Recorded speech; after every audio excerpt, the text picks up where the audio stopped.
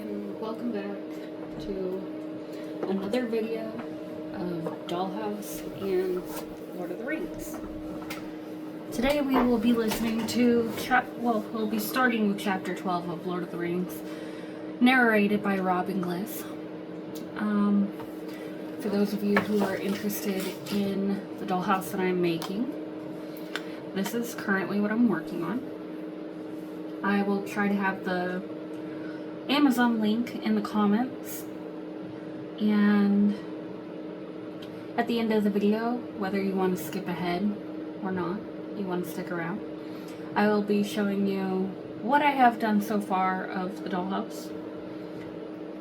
Last time we made, let's move this out of the way, we made these little tables. Pretty cute, a little wonky because, well, I'm a little impatient.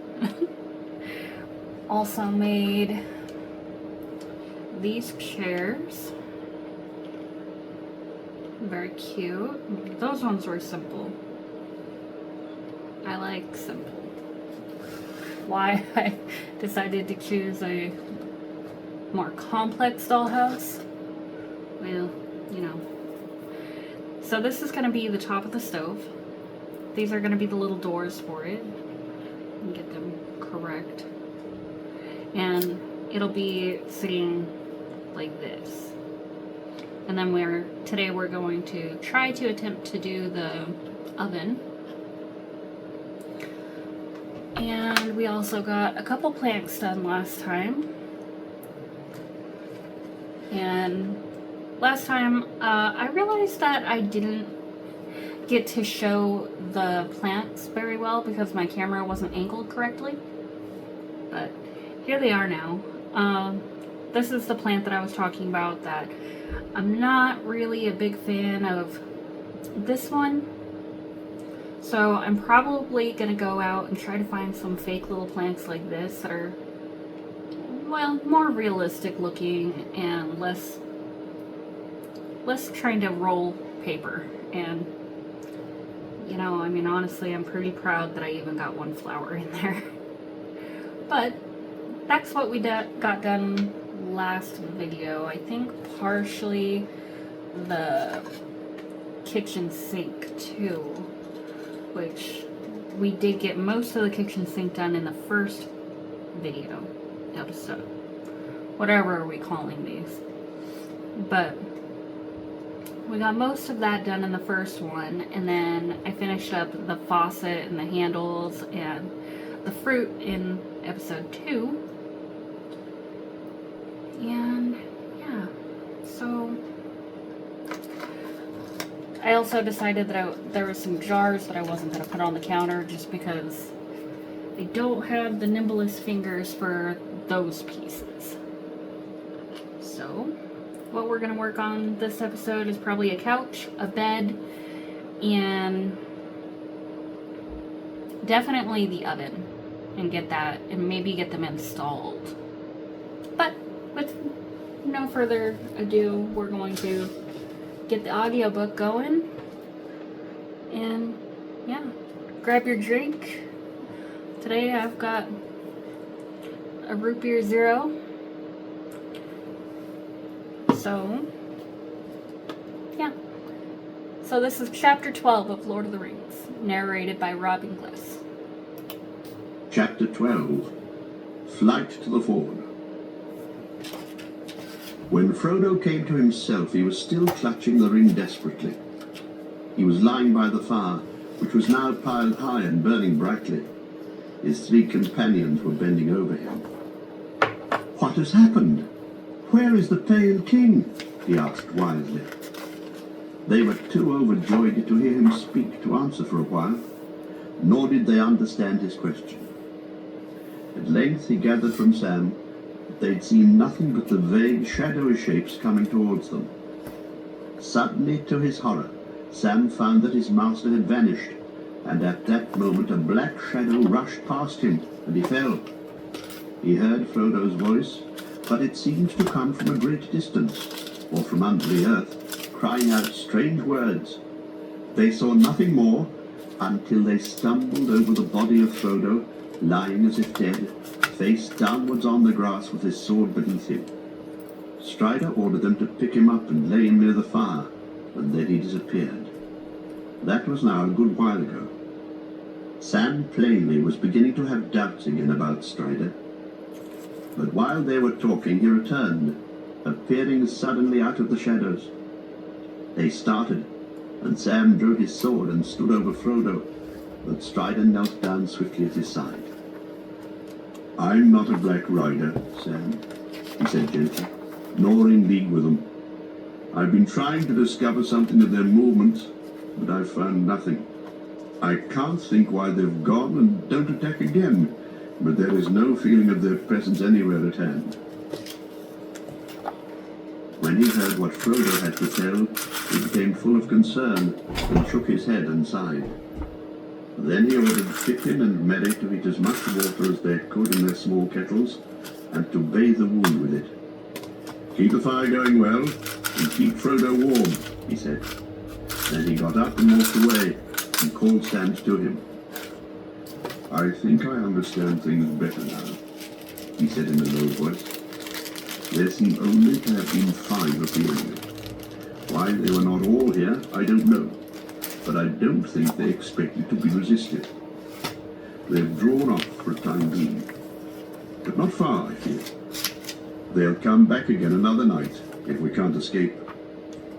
But they're only waiting because they think that their purpose is almost accomplished and that the ring cannot fly much further.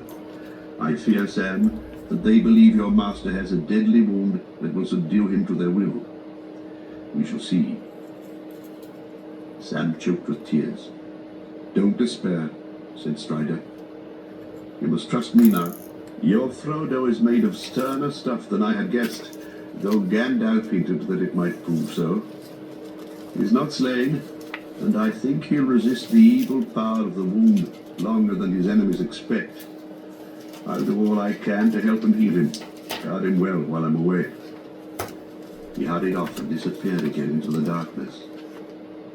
Frodo dozed, though the pain of his wound was slowly growing, and a deadly chill was spreading from his shoulder to his arm and side. His friends watched over him, warming him and bathing his wound. The night passed slowly and wearily. Dawn was growing in the sky, and the dell was filling with grey light, when Strider at last returned. "Look!" he cried, and stooping he lifted from the ground a black cloak that had lain there hidden by the darkness. A foot above the lower hem there was a slash. "This was the stroke of Frodo's sword," he said.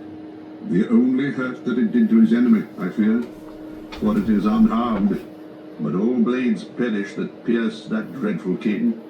More deadly to him was the name of Elbereth. And more deadly to Frodo was this." He stooped again and lifted up a long, thin knife. There was a cold gleam in it. As Strider raised it, they saw that near the end its edge was notched, and the point was broken off. But even as he held it up in the growing light, they gazed in astonishment, for the blade seemed to melt and vanished like smoke in the air, leaving only the hilt in Strider's hand. "Alas!" he cried. "It was this accursed knife that gave the wound. Few now have the skill in healing to match such evil weapons, but I'll do what I can." He sat down on the ground, and taking the dagger hilt, laid it on his knees, and he sang over it a slow song in a strange tongue. Then, setting it aside, he turned to Frodo, and in a soft tone spoke words the others couldn't catch. From the pouch at his belt, he drew out the long leaves of a plant. "These leaves," he said, "I have walked far to find, for this plant does not grow in the bare hills, but in the thickets away south of the road. I found it in the dark by the scent of its leaves." He crushed a leaf in his fingers, and it gave out a sweet and pungent fragrance. "It is fortunate that I could find it, for it's a healing plant that the men of the West brought to Middle-earth. Athalas they named it, and it grows now sparsely, and only near places where they dwelt or camped of old. and it is not known in the north except to some of those who wander in the wild. It has great virtues, but over such a wound as this, its healing powers may be small. He threw the leaves into boiling water and bathed Frodo's shoulder. The fragrance of the steam was refreshing, and those that were unhurt felt their minds calmed and cleared. The herb had also some power over the wound, for Frodo felt the pain and also the sense of frozen cold lessen in his side. But the life did not return to his arm, and he could not raise or use his hand. He bitterly regretted his foolishness, and reproached himself for weakness of will, for he now perceived that in putting on the ring he obeyed not his own desire, but the commanding wish of his enemies. He wondered if he would remain maimed for life, and how they would now manage to continue their journey. He felt too weak to stand. The others were discussing this very question. They quickly decided to leave Weathertop as soon as possible. "I think now," said Strider, "that the enemy has been watching this place for some days. If Gandalf ever came here, then he must have been forced to ride away, and he will not return. In any case, we are in great peril here after dark, since the attack of last night, and we can hardly meet greater danger wherever we go." As soon as the daylight was full, they had some hurried food and packed. It was impossible for Frodo to walk, so they divided the greater part of their baggage among the four of them and put Frodo on the pony. In the last few days the poor beast had improved wonderfully. It already seemed fatter and stronger, and had begun to show an affection for its new masters, especially for Sam. Bill Ferny's treatment must have been very hard for the journey in the wild to seem so much better than its former life. They started off in a southerly direction. This would mean crossing the road, but it was the quickest way to more wooded country. And they needed fuel, for Strider said that Frodo must be kept warm, especially at night, while fire would be some protection for them all. It was also his plan to shorten their journey by cutting across another great loop of the road. East beyond Weathertop it changed its course and took a wide bend northwards. They made their way slowly and cautiously round the southwestern slopes of the hill, and came in a little while to the edge of the road. There was no sign of the riders, but even as they were hurrying across, they heard far away two cries, a cold voice calling and a cold voice answering. Trembling they sprang forward and made for the thickets that lay ahead. The land before them sloped away southwards, but it was wild and pathless. Bushes and stunted trees grew in dense patches, with wide barren spaces in between.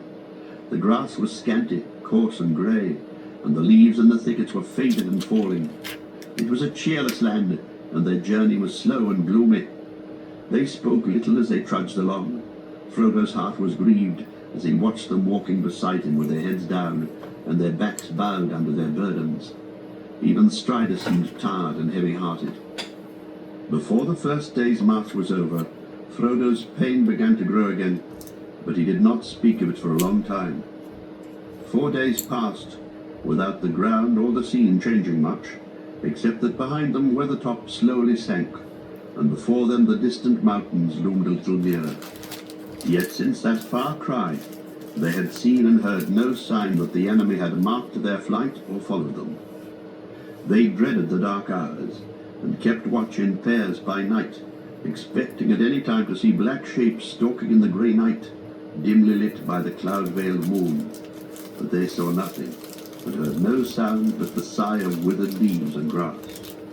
Not once did they feel the sense of present evil that had assailed them before the attack in the dell. It seemed too much to hope that the riders had already lost their trail again.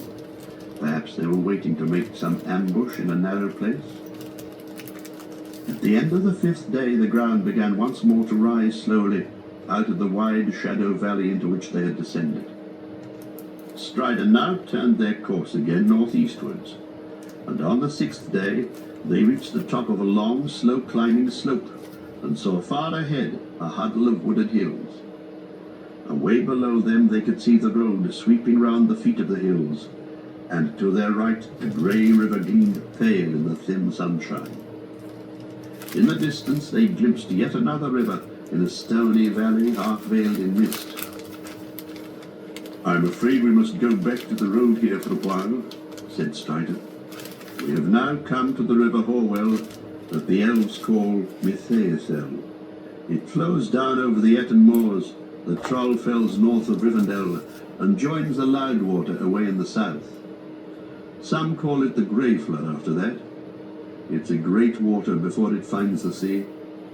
There's no way over it below its sources in the Eton moors, except by the last bridge on which the road crosses." "What is that other river we can see far away there?" asked Mary. "That is Loudwater, the Bruinen of Rivendell," answered Strider. "The road runs along the edge of the hills for many miles from the bridge to the ford of Bruinen. But I have not yet thought how we shall cross the water. One river at a time. We shall be fortunate indeed if we don't find the last bridge held against us." Next day, early in the morning, they came down again to the borders of the road. Sam and Strider went forward, but they found no sign of any travellers or riders.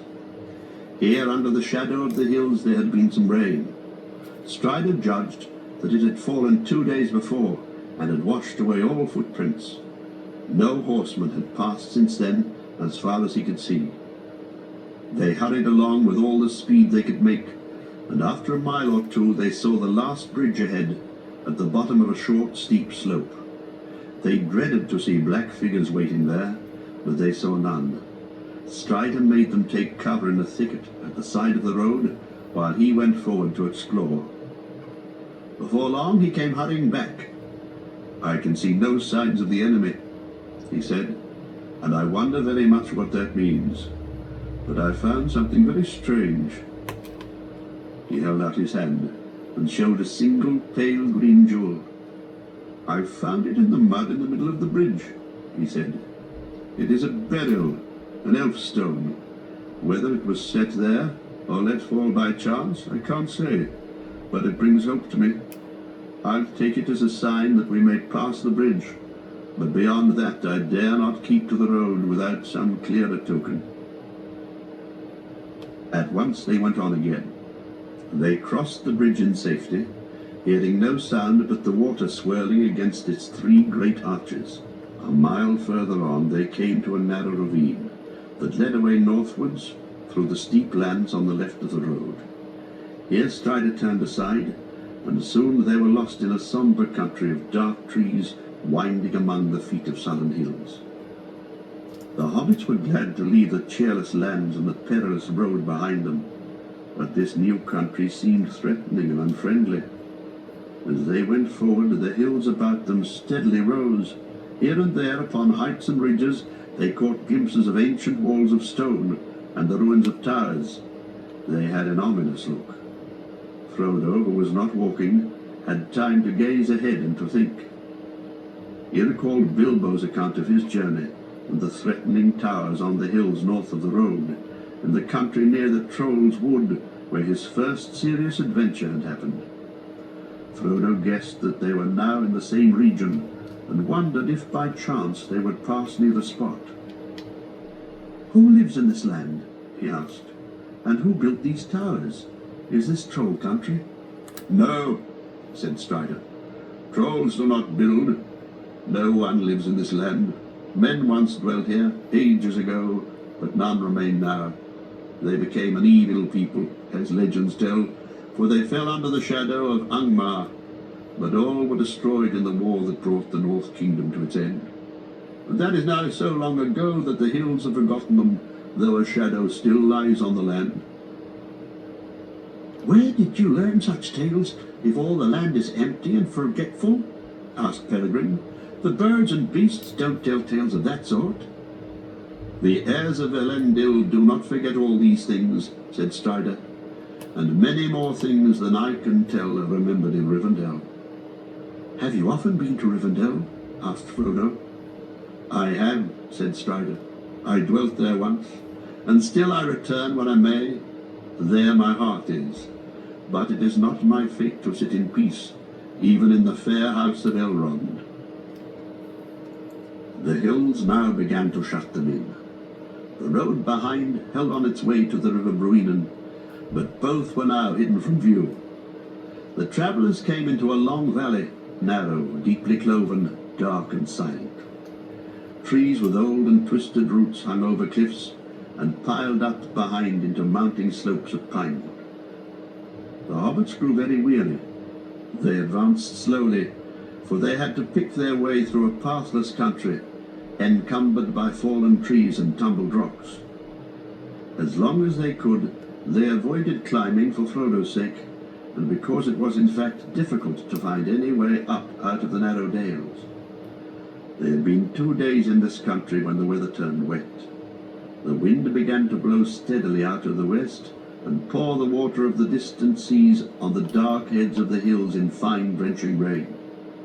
By nightfall they were all soaked, and their camp was cheerless, for they could not get any fire to burn.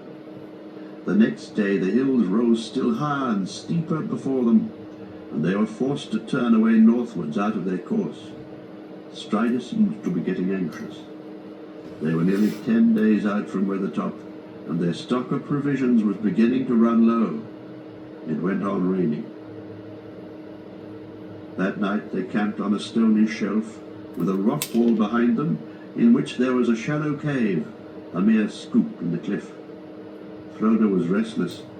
The cold and wet had made his wound more painful than ever, and the ache and sense of deadly chill took away all sleep. He lay tossing and turning and listening fearfully to the stealthy night noises. Wind in chinks of rock, water dripping, a crack, the sudden rattling fall of a loosened stone. He felt that black shapes were advancing to smother him, but when he sat up he saw nothing but the back of Strider, sitting hunched up, smoking his pipe and watching. He lay down again and passed into an uneasy dream, in which he walked on the grass in his garden in the Shire, but it seemed faint and dim, less clear than the tall black shadows that stood looking over the hedge. In the morning he woke to find that the rain had stopped. The clouds were still thick, but they were breaking, and pale strips of blue appeared between them. The wind was shifting again. They didn't start early. Immediately after their cold and comfortless breakfast, Strider went off alone, telling the others to remain under the shelter of the cliff until he came back. He was going to climb up, if he could, and get a look at the lie of the land.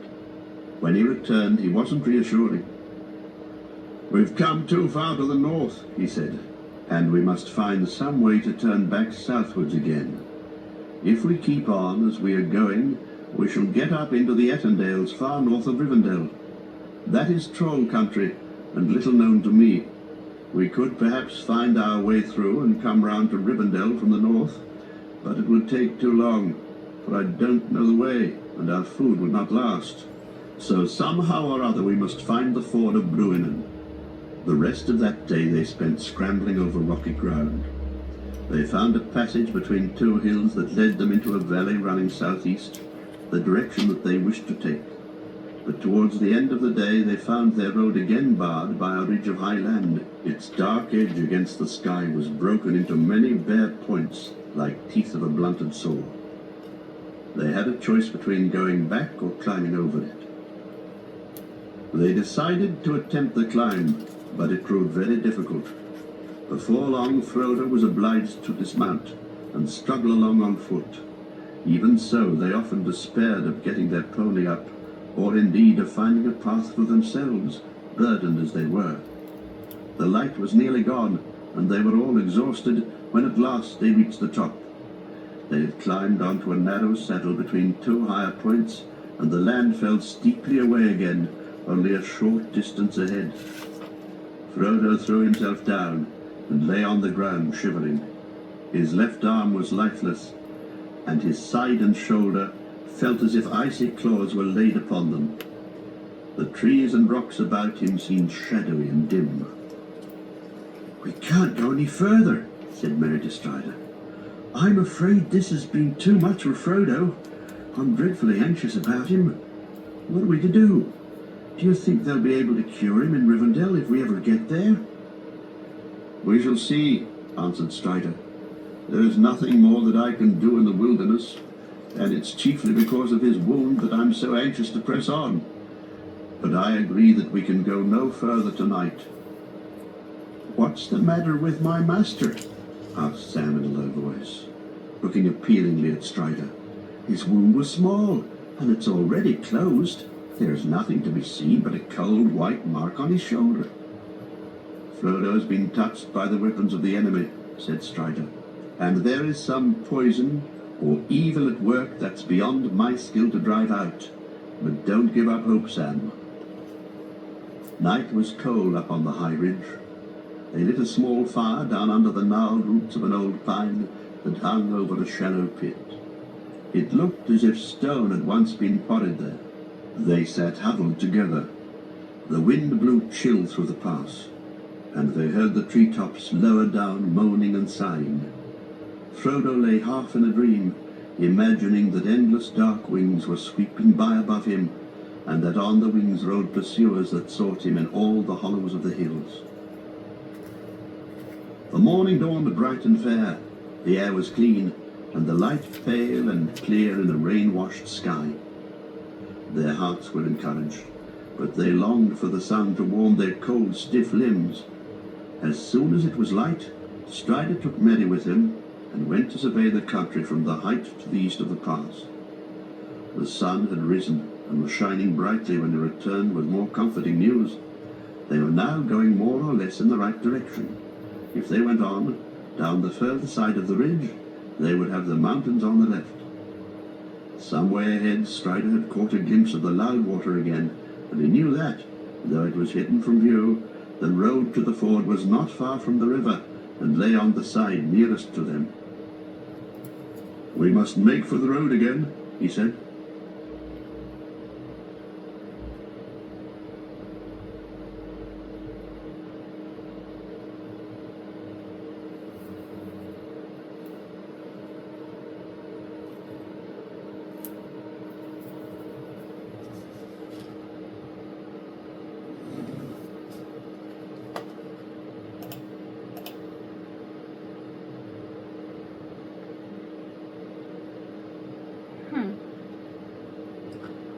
There seems to be some technical difficulties.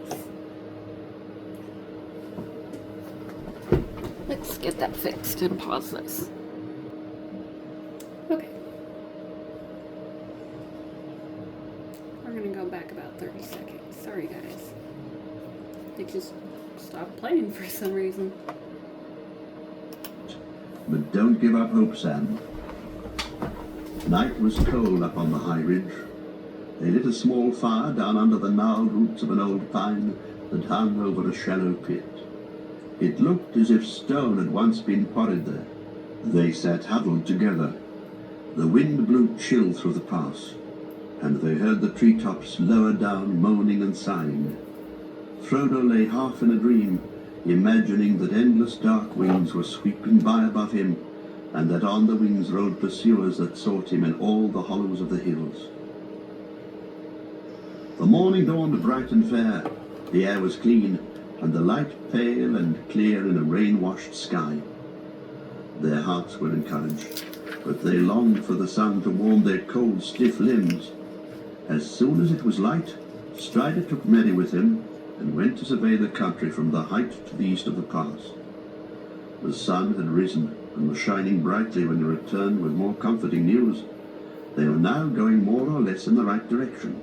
If they went on, down the further side of the ridge, they would have the mountains on the left.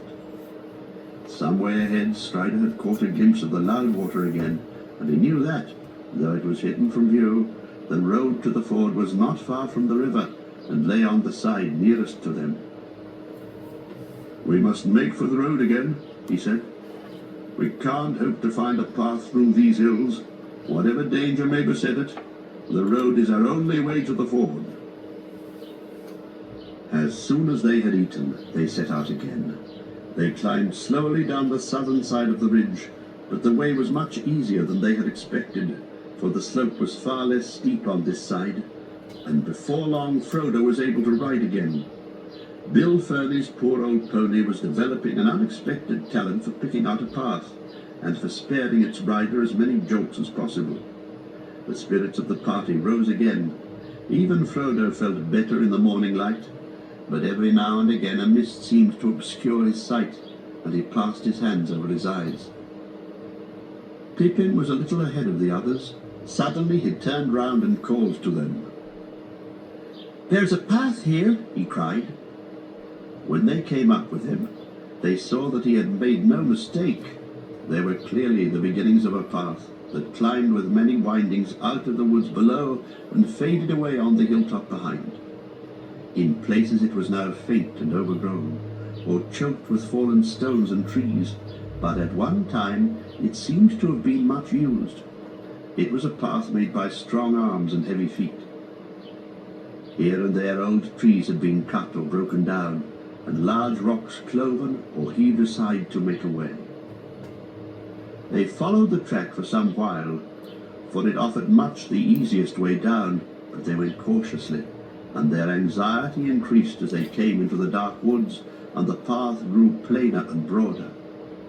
Suddenly, coming out of a belt of fir trees, it ran steeply down a slope, and turned sharply to the left round the corner of a rocky shoulder of the hill. When they came to the corner, they looked round and saw that the path ran on over a level strip under the face of a low cliff overhung with trees. In the stony wall there was a door hanging crookedly ajar upon one great hinge. Outside the door they all halted. There was a cave or rock chamber behind, but in the gloom inside nothing could be seen. Strider, Sam and Merry, pushing with all their strength, managed to open the door a little wider, and then Strider and Merry went in. They didn't go far, for on the floor lay many old bones, and nothing else was to be seen near the entrance except some great empty jars and broken pots. "Surely this is a troll hole, if ever there was one," said Pippin. "Come out, you two, and let us get away. Now we know who made the path, and we'd better get off it quick." "There's no need, I think," said Strider, coming out. "It's certainly a troll hole, but it seems to have been long forsaken. I don't think we need be afraid, but let's go on down warily, and we shall see." The path went on again from the door, and turning to the right again across the level space plunged down a thick wooded slope. Pippin, not liking to show Strider that he was still afraid, went on ahead with Merry. Sam and Strider came behind, one on each side of Frodo's pony, for the path was now broad enough for 4 or 5 hobbits to walk abreast. But they'd not gone very far before Pippin came running back, followed by Merry. They both looked terrified. "There are trolls," Pippin panted, "down in a clearing in the woods not far below. We got a sight of them through the tree trunks. They're very large." "We'll come and look at them," said Strider, picking up a stick. Frodo said nothing, but Sam looked scared.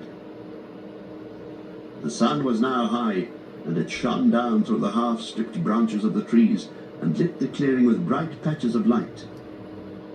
They halted suddenly on the edge and peered through the tree trunks, holding their breath. There stood the trolls, 3 large trolls. One was stooping, and the other 2 stood staring at him. Strider walked forward unconcernedly. "Get up, old stone," he said, and broke his stick upon the stooping troll. Nothing happened. There was a gasp of astonishment from the hobbits, and then even Frodo laughed.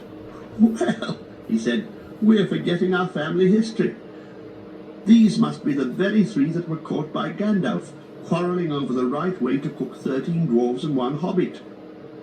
"I had no idea we were anywhere near the place," said Pippin. He knew the story well. Bilbo and Frodo had told it often, but as a matter of fact, he'd never more than half believed it. Even now he looked at the stone trolls with suspicion, wondering if some magic might not suddenly bring them to life again. "You are forgetting not only your family history, but all you ever knew about trolls," said Strider. "It's broad daylight with a bright sun, and yet you've come back trying to scare me with a tale of live trolls waiting for us in this glade. In any case, you might have noticed that one of them has an old bird's nest behind his ear. That would be a most unusual ornament for a live troll." They all laughed. Frodo felt his spirits reviving. The reminder of Bilbo's first successful adventure was heartening. The sun, too, was warm and comforting, and the mist before his eyes seemed to be lifting a little. They rested for some time in the glade, and took their midday meal right under the shadow of the troll's large legs. "Won't somebody give us a bit of a song while the sun is high?" said Merry, when they'd finished. "We haven't had a song or a tale for days." "Not since Weathertop," said Frodo. The others looked at him. "Don't worry about me," he added. "I feel much better, but I don't think I can sing. Perhaps Sam could dig something out of his memory." "Come on, Sam," said Merry. "There's more stored in your head than you let on about." "I don't know about that," said Sam. "But how would this suit? It ain't what I call proper poetry, if you understand me, just a bit of nonsense, but these old images here brought it to my mind." Standing up, with his hands behind his back, as if he was at school, he began to sing to an old tune. "Troll sat alone on his seat of stone, and munched and mumbled bare old bone. For many a year he had gnawed it near, for meat was hard to come by. Done by, gum by, in a cave in the hills he dwelt alone, and meat was hard to come by. Up came Tom with his big boots on, said he to Troll, 'Pray what is yon? For it looks like the shin of mine Uncle Tim, as should be a lion in graveyard, caveyard, paveyard.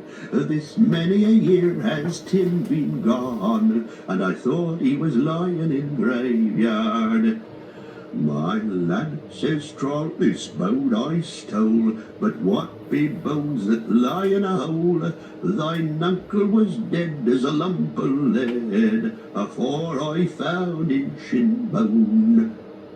Tim bone, thin bone, he can spare a share for a poor old troll, for he don't need his shin bone.' Said Tom, 'I don't see why the likes of thee, with that axe and leave, should go making free with the shank or the shin of my father's kin. So hand the old bone over, rover, trover. Though dead he be, it belongs to he. So hand the old bone over. For a couple of pins,' says Troll and grins, 'I'll eat thee too, and gnaw thy shins. A bit of fresh meat will go down sweet. I'll try my teeth on thee now. He now, see now. I'm tired of gnawing on bones and skins. I've a mind to dine on thee now.' But just as he thought his dinner was caught, he found his hands had hold of naught, for before he could mind, Tom slipped behind, and gave him the boot to larn him. Warn him, darn him, a bump of the boot on the seat, Tom thought, would be the way to larn him. But harder than stone is the flesh and bone of a troll that sits in the hills alone. As well set your boot to the mountain's root, for the seat of a troll don't feel it. Peel it, heel it. Old Troll laughed when he heard Tom groan, and he knew his toes could feel it. Tom's leg is game since home he came, and his bootless foot is lasting lame. But Troll don't care, and he's still there, with the bone he boned from its owner. Donor, boner, Troll's old seat is still the same, and the bone he boned from its owner." "Well, that's a warning to us all," laughed Mary. It's as well you used a stick and not your hand, Strider. Where did you come by that, Sam? Asked Pippin. I've never heard those words before. Sam muttered something inaudible. It's out of his own head, of course, said Frodo. I'm learning a lot about Sam Gamgee on this journey. First he was a conspirator, now he's a jester. He'll end up by becoming a wizard, or a warrior. I hope not, said Sam. I don't want to be neither. In the afternoon they went on down the woods. They were probably following the very track that Gandalf, Bilbo and the dwarves had used many years before. After a few miles they came out on the top of a high bank above the road. At this point the road had left the Horwell far behind in its narrow valley, and now clung close to the feet of the hills, rolling and winding eastward among the woods and heather-covered slopes towards the fords and the mountains. Not far down the bank, Strider pointed out a stone in the grass. On it, roughly cut and now much weathered, could still be seen dwarf runes and secret marks. There, said Merry. That must be the stone that marked the place where the troll's gold was hidden. How much is left of Bilbo's share, I wonder, Frodo? Frodo looked at the stone and wished that Bilbo had brought home no treasure more perilous nor less easy to part with. None at all, he said. Bilbo gave it all away.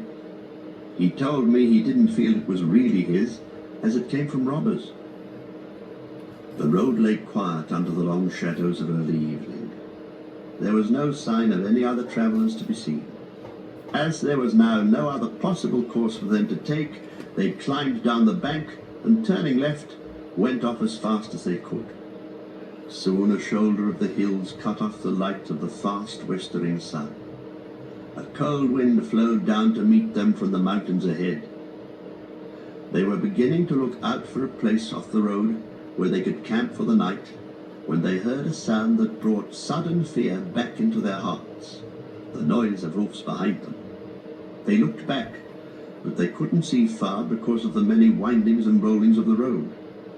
As quickly as they could, they scrambled off the beaten way and up into the deep heather and bilberry brushwood on the slopes above, until they came to a small patch of thick-growing hazels. As they peered out from among the bushes, they could see the road, faint and grey in the fading light, some 30 feet below them. The sound of hoofs grew nearer. They were going fast, with a light clippity-clippity-clip.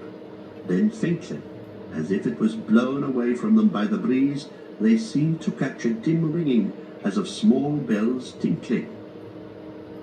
That doesn't sound like a black rider's horse, said Frodo, listening intently. The other hobbits agreed hopefully that it did not, but they all remained full of suspicion. They'd been in fear of pursuit for so long that any sound from behind seemed ominous and unfriendly. But Strider was now leaning forward, stooped to the ground, with a hand to his ear and a look of joy on his face. The light faded, and the leaves on the bushes rustled softly. Clearer and nearer now the bells jingled, and clippity-clip came the quick trotting feet. Suddenly into view below came a white horse, gleaming in the shadows, running swiftly. In the dusk its headstall flickered and flashed, as if it were studded with gems like living stars. The rider's cloak streamed behind him, and his hood was thrown back. His golden hair flowed, shimmering in the wind of his speed.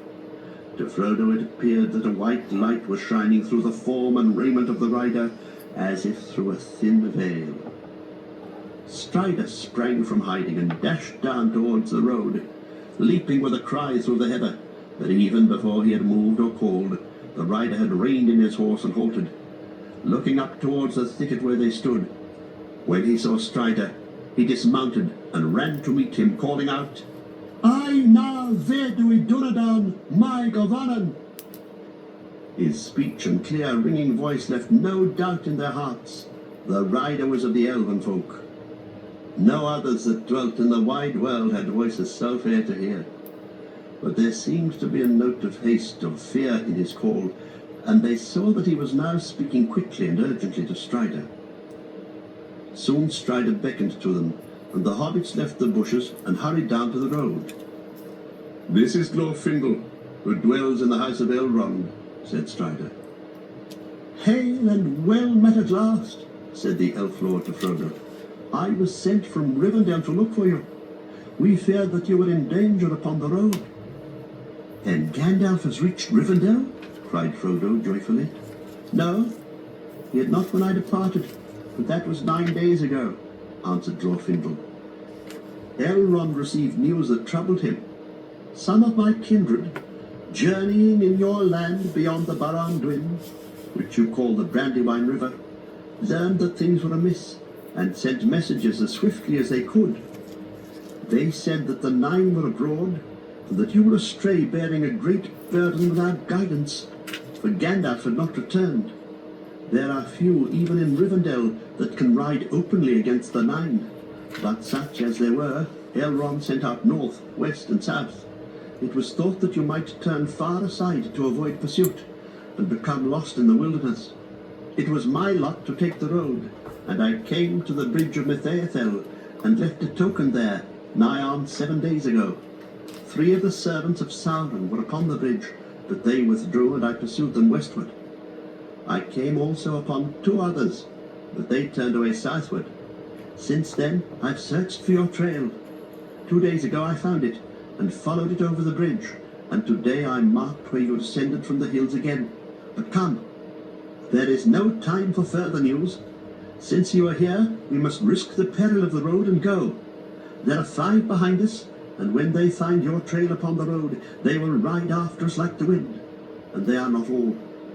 Where the other 4 may be, I do not know. I fear that we may find the ford is already held against us." While Glorfindel was speaking, the shades of evening deepened. Frodo felt a great weariness come over him. Ever since the sun began to sink, the mist before his eyes had darkened, and he felt that a shadow was coming between him and the faces of his friends. Now pain assailed him, and he felt cold. He swayed, clutching at Sam's arm. "My master is sick and wounded," said Sam angrily. "He can't go on riding after nightfall. He needs rest." Glorfindel caught Frodo as he sank to the ground, and taking him gently in his arms, he looked in his face with grave anxiety. Briefly, Strider told of the attack on their camp under Weathertop, and of the deadly knife. He drew out the hilt, which he had kept, and handed it to the elf. Glorfindel shuddered as he took it, but he looked intently at it. "There are evil things written on this hilt," he said, "though maybe your eyes cannot see them. Keep it, Aragorn, till we reach the house of Elrond, but be wary, and handle it as little as you may. Alas, the wounds of this weapon are beyond my skill to heal. I will do what I can, but all the more do I urge you now to go on without rest." He searched the wound on Frodo's shoulder with his fingers, and his face grew graver, as if what he learned disquieted him. But Frodo felt the chill lessen in his side and arm. A little warmth crept down from his shoulder to his hand, and the pain grew easier.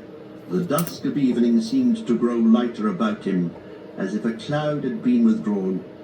He saw his friends' faces more clearly again, and a measure of new hope and strength returned.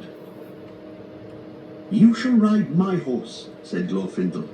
"I will shorten the stirrups up to the saddle skirts, and you must sit as tight as you can. But you need not fear. My horse will not let any rider fall that I command him to bear. His pace is light and smooth, and if danger presses too near, he will bear you away with a speed that even the black steeds of the enemy cannot rival." "No, he will not," said Frodo. "I shall not ride him, if I'm to be carried off to Rivendell or anywhere else, leaving my friends behind in danger." Glorfindel smiled. "I doubt very much," he said, "if your friends would be in danger if you were not with them. The pursuit would follow you and leave us in peace, I think. It is you, Frodo, and that which you bear that brings us all in peril." To that Frodo had no answer, and he was persuaded to mount Glorfindel's white horse. The pony was laden instead with a great part of the others' burdens, so that they now marched lighter, and for a time made good speed. But the hobbits began to find it hard to keep up with the swift, tireless feet of the elf. On he led them, into the mouth of darkness, and still on under the deep clouded night. There was neither star nor moon, Not until the grey of dawn did he allow them to halt. Pippin, Merry and Sam were by that time nearly asleep on their stumbling legs, and even Strider seemed by the sag of his shoulders to be weary. Frodo sat upon the horse in a dark dream. They cast themselves down in the heather a few yards from the roadside and fell asleep immediately. They seemed hardly to have closed their eyes when Glorfindel, who had set himself to watch while they slept, awoke them again. The sun had now climbed far into the morning, and the clouds and mists of the night were gone. "Drink this," said Glorfindel to them, pouring for each in turn a little liquor from his silver-studded flask of leather.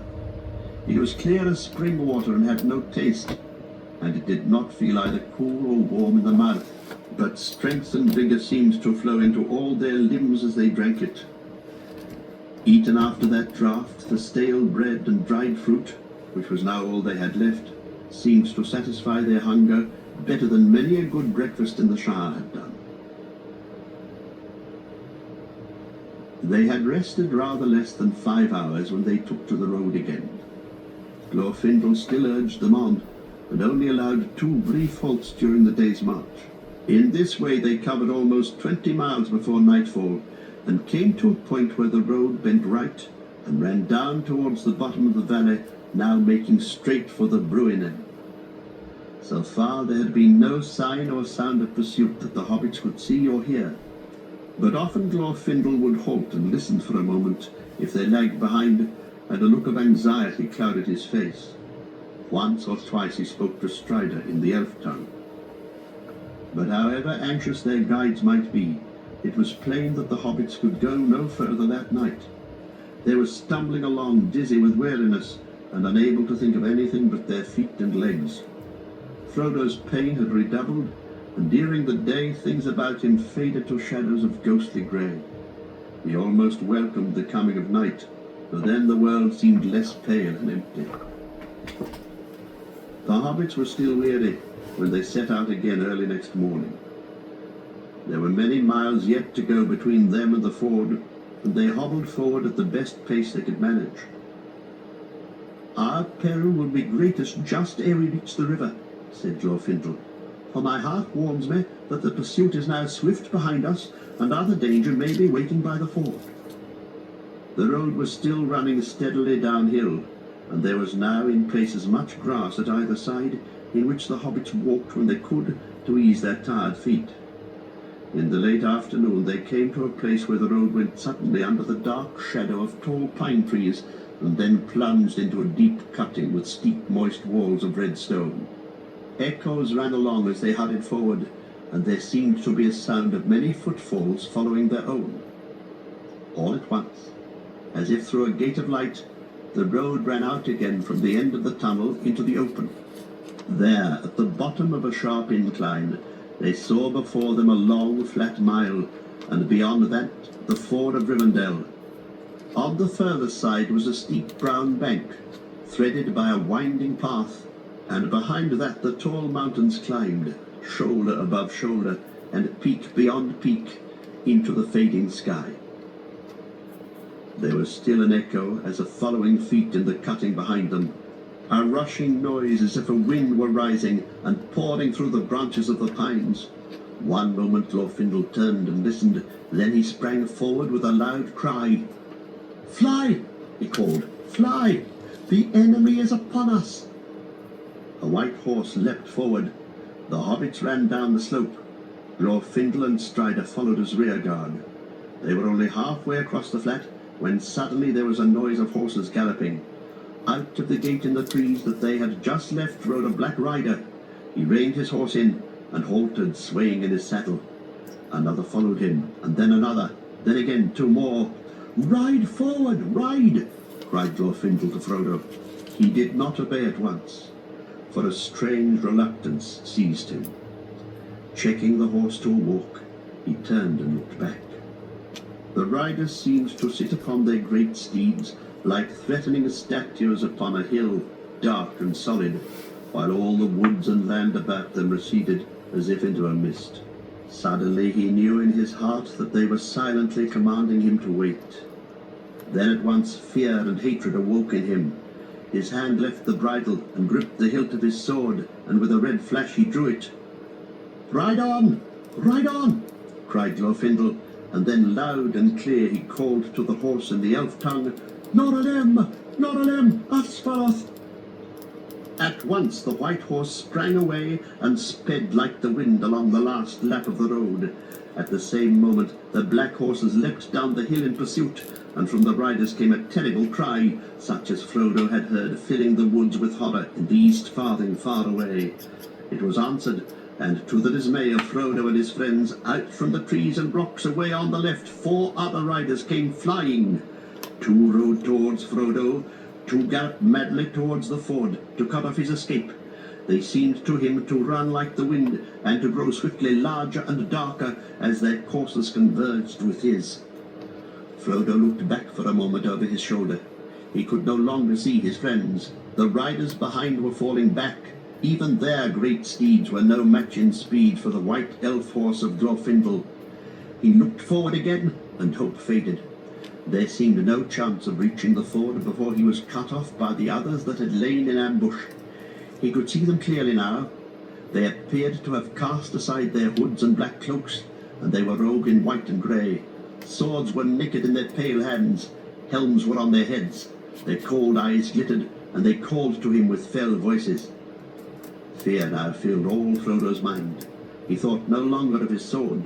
No cry came from him. He shut his eyes and clung to the horse's mane. The wind whistled in his ears, and the bells upon the harness rang wild and shrill. A breath of deadly cold pierced him like a spear, as with a last spurt, like a flash of white fire, the elf horse, speeding as if on wings, passed right before the face of the foremost rider. Frodo heard the splash of water. It foamed about his feet. He felt the quick heave and surge as the horse left the river and struggled up the stony path. He was climbing the steep bank. He was across the ford. But the pursuers were close behind. At the top of the bank the horse halted and turned about, neighing fiercely.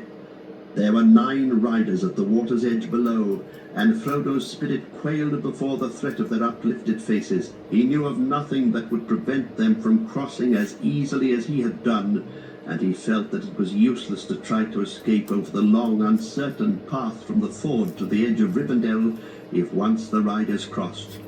In any case, he felt that he was commanded urgently to halt. Hatred again stirred in him, but he had no longer the strength to refuse. Suddenly the foremost rider spurred his horse forward. It checked at the water and reared up. With a great effort, Frodo sat upright and brandished his sword. "Go back," he cried. "Go back to the land of Mordor and follow me no more." His voice sounded thin and shrill in his own ears. The riders halted, but Frodo had not the power of Bombadil. His enemies laughed at him with a harsh and chilling laughter. "Come back! Come back!" they called. "To Mordor we will take you." "Go back," he whispered. "The ring!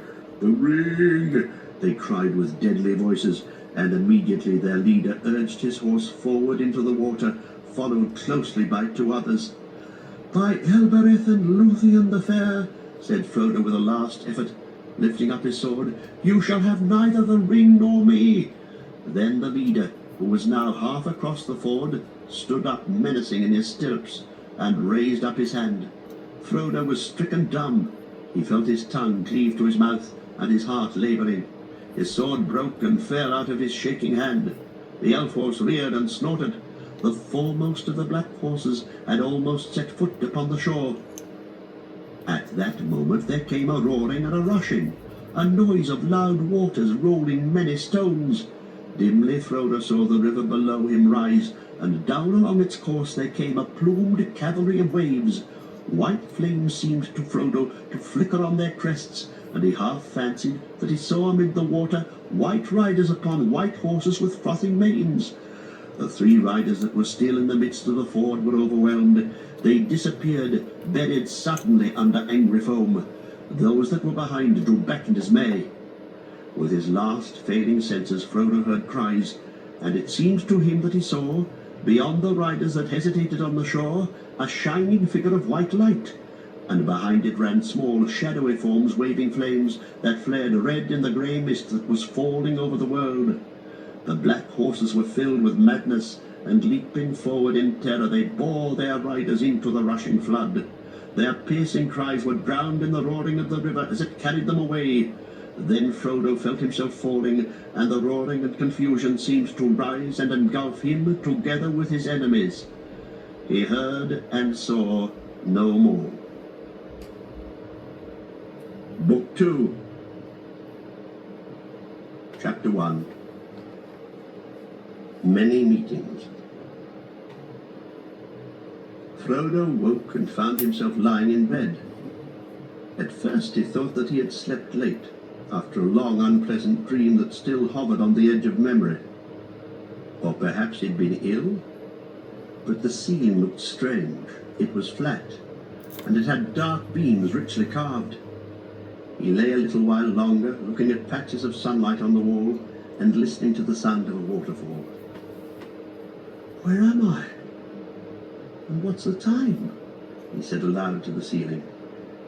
"In the house of Elrond, and it is 10 o'clock in the morning," said the voice. "It is the morning of October the 24th, if you want to know." "Gandalf!" cried Frodo, sitting up. There was the old wizard, sitting in a chair by the open window. "Yes," he said, "I am here, and you're lucky to be here too, after all the absurd things you've done since you left home." Frodo lay down again. He felt too comfortable and peaceful to argue, and in any case, he didn't think he would get the better of an argument. He was fully awake now, and the memory of his journey was returning. The disastrous shortcut through the old forest, the accident, the prancing pony, and his madness in putting on the ring in the dell under Weathertop. While he was thinking of all these things, and trying in vain to bring his memory down to his arriving in Rivendell, there was a long silence, broken only by the soft puffs of Gandalf's pipe as he blew white smoke rings out of the window. "Where's Sam?" Frodo asked at length. "And are the others all right?" "Yes, they are all safe and sound," answered Gandalf. "Sam was here until I sent him off to get some rest, about half an hour ago." "What happened at the ford?" said Frodo. "It all seemed so dim somehow, and it still does." "Yes, it would. You were beginning to fade," answered Gandalf. "The wound was overcoming you at last. A few more hours and you would have been beyond our aid. But you have some strength in you, my dear hobbit, as you showed in the barrow. That was touch and go, perhaps the most dangerous moment of all. I wish you could have held out at Weathertop." "You seem to know a great deal already," said Frodo. "I have not spoken to the others about the barrow. At first it was too horrible, and afterwards there were other things to think about. How do you know about it?" "You have talked long in your sleep, Frodo," said Gandalf gently. "and it has not been hard for me to read your mind and memory. Don't worry. Though I said absurd just now, I didn't mean it. I think well of you and of the others. It's no small feat to have come so far, and through such dangers, still bearing the ring." "We should never have done it without Strider," said Frodo. "But we needed you. I didn't know what to do without you." "I was delayed," said Gandalf, "and that nearly proved our ruin. And yet I'm not sure. It may have been better so." "I wish you'd tell me what happened." "All in good time. You were not supposed to talk or worry about anything today, by Elrond's orders."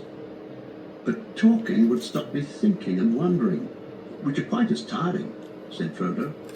"I'm wide awake now, and I remember so many things that want explaining. Why were you delayed? You ought to tell me that at least." "You'll soon hear all you wish to know," said Gandalf. "We shall have a council as soon as you are well enough. At the moment I will only say that I was held captive." "You?" cried Frodo. "Yes, I, Gandalf the Grey," said the wizard solemnly. "There are many powers in the world, for good or for evil. Some are greater than I am. Against some I have not yet been measured. But my time is coming. The Morgul Lord and his Black Riders have come forth. War is preparing. Then you knew of the riders already, before I met them? Yes, I knew of them. Indeed, I spoke of them once to you. For the Black Riders are the Ringwraiths, the 9 servants of the Lord of the Rings. But I did not know that they had arisen again, or I should have fled with you at once. I heard news of them only after I left you in June. But that story must wait. For the moment, we have been saved from disaster by Aragorn. Yes, said Frodo. It was Strider that saved us. Yet I was afraid of him at first. Sam never quite trusted him, I think. Not at any rate until we met Glorfindel. Gandalf smiled. I have heard all about Sam, he said. He has no more doubts now. I'm glad, said Frodo, for I've become very fond of Strider. Well, fond is not the right word. I mean he's dear to me, though he's strange and grim at times. In fact, he reminds me often of you. I didn't know that any of the big people were like that. I thought, well, that they were just big and rather stupid. Kind of stupid like Butterbur, or stupid and wicked like Bill Ferny. But then we don't know much about men in the Shire, except perhaps the Brelanders. You don't know very much even about them, if you think old Barleyman is stupid, said Gandalf. He's wise enough on his own ground. He thinks less than he talks, and slower, yet he can see through a brick wall in time, as they say in Bree. But there are few left in Middle-earth like Aragorn, son of Arathorn. The race of the kings from over the sea is nearly at an end. It may be that this War of the Ring will be their last adventure. Do you really mean that Strider is one of the people of the Old Kings? Said Frodo in wonder. I thought they had all vanished long ago. I thought he was only a ranger. Only a ranger? Cried Gandalf. My dear Frodo, that's just what the Rangers are. The last remnant in the north of the great people, the men of the West. They have helped me before, and I shall need their help in the days to come. For we have reached Rivendell, but the ring is not yet at rest. I suppose not, said Frodo.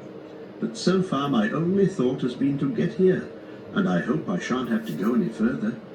It's very pleasant just to rest. I have had a month of exile and adventure, and I find that has been as much as I want. He fell silent and shut his eyes. After a while he spoke again. I've been reckoning, he said, and I can't bring the total up to October the 24th. It ought to be the 21st. We must have reached the ford by the 20th. You've talked and reckoned more than is good for you, said Gandalf. I'll be the side and shoulder for you now. I don't know, Frodo answered. I don't feel at all, which is an improvement, but he made an effort. I can move my arm again, a little. Yes, it's coming back to life. It's not cold, he added, touching his left hand with his right. Good, said Gandalf. It's mending fast. You will soon be sound again. Elrond has cured you. He has tended you for days, ever since you were brought in. Days? Said Frodo. Well, 4 nights and 3 days, to be exact. The elves brought you from the ford on the night of the 20th, and that's where you lost count. We've been terribly anxious, and Sam has hardly left your side, day or night, except to run messages. Elrond is a master of healing, but the weapons of our enemy are deadly. To tell you the truth, I had very little hope, but I suspected that there was some fragment of the blade still in the closed wound. But it could not be found until last night. Then Elrond removed a splinter. It was deeply buried, and it was working inwards. Frodo shuddered, remembering the cruel knife with notched blade that had vanished in Strider's hands. Don't be alarmed, said Gandalf. It's gone now. It has been melted, and it seems that hobbits fade very reluctantly.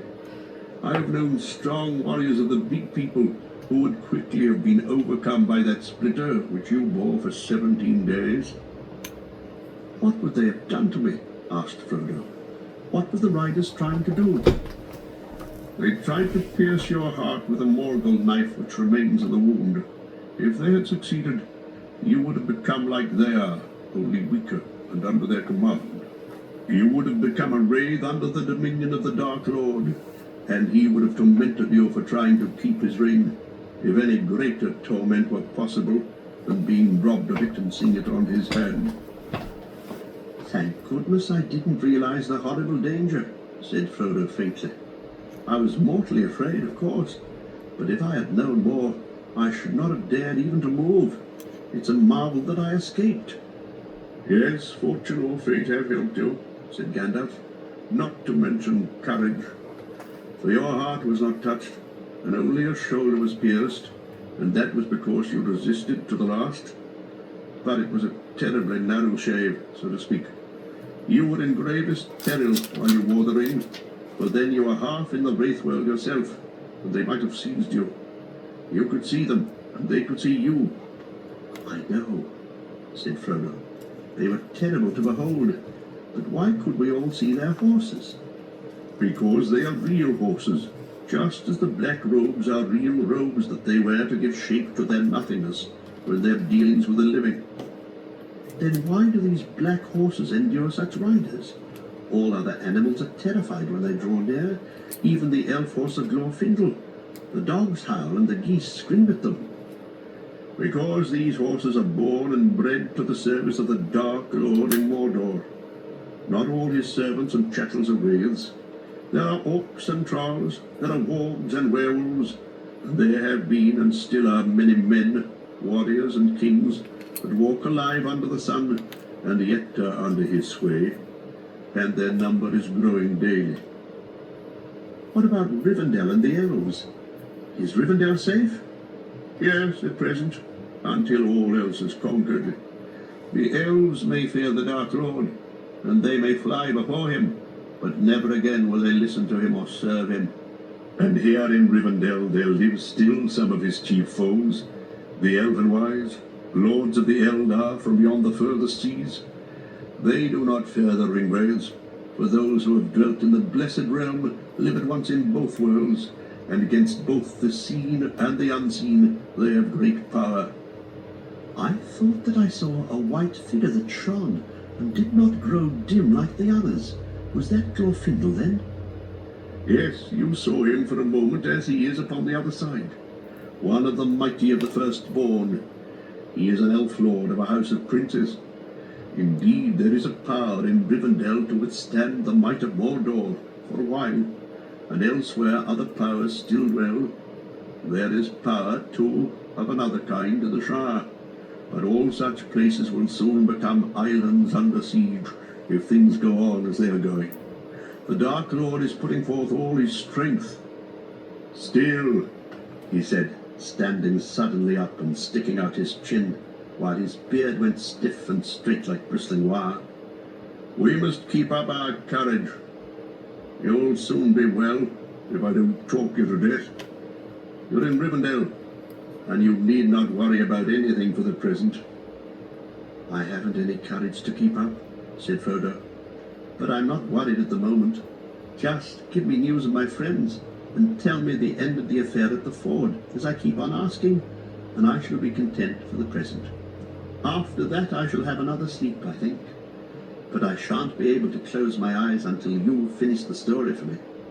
Gandalf moved his chair to the bedside and took a good look at Frodo. The colour had come back to his face, and his eyes were clear and fully awake and aware. He was smiling, and there seemed to be little wrong with him. But to the wizard's eye there was a faint change, just a hint, as if it were of transparency about him, and especially about the left hand that lay outside upon the coverlet. Still, that must be expected, said Gandalf to himself. He's not half through yet, and to what he will come in the end, not even Elrond can foretell. Not to evil, I think. He may become like a glass filled with a clear light for eyes to see that can. You look splendid, he said aloud. I'll risk a brief tale without consulting Elrond. But quite brief, mind you, and then you must sleep again. This is what happened as far as I can gather. The riders made straight for you as soon as you fled. They didn't need the guidance of their horses any longer. You had to become visible to them, being already on the threshold of their world. And also the ring drew them near. Your friends sprang aside off the road, or they would have been ridden down. They knew that nothing could save you if the white horse could not. The riders were too swift to overtake, and too many to oppose. On foot, even Glorfindel and Aragorn together could not withstand all the nine at once. When the ring raids swept by, your friends ran up behind. Close to the ford, there's a small hollow beside the road, masked by a few stunted trees. There they hastily kindled fire, for Glorfindel knew that a flood would come down if the riders tried to cross, and then he would have to deal with any of them that were left on his side of the river. The moment the flood appeared, he rushed out, followed by Aragorn and the others with flaming brands.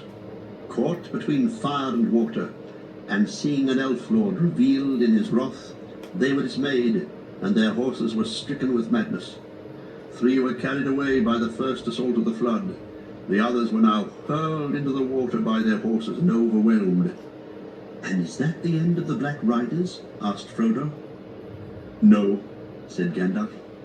"Their horses must have perished, and without them they are crippled. But the ring wraiths themselves cannot be so easily destroyed. However, there's nothing more to fear from them at present. Your friends crossed after the flood had passed, and they found you lying on your face at the top of the bank with a broken sword under you. The horse was standing guard beside you. You were pale and cold, and they feared that you were dead, or worse. Elrond's folk met them, carrying you slowly towards Rivendell." "Who made the flood?" asked Frodo. "Elrond commanded it," answered Gandalf.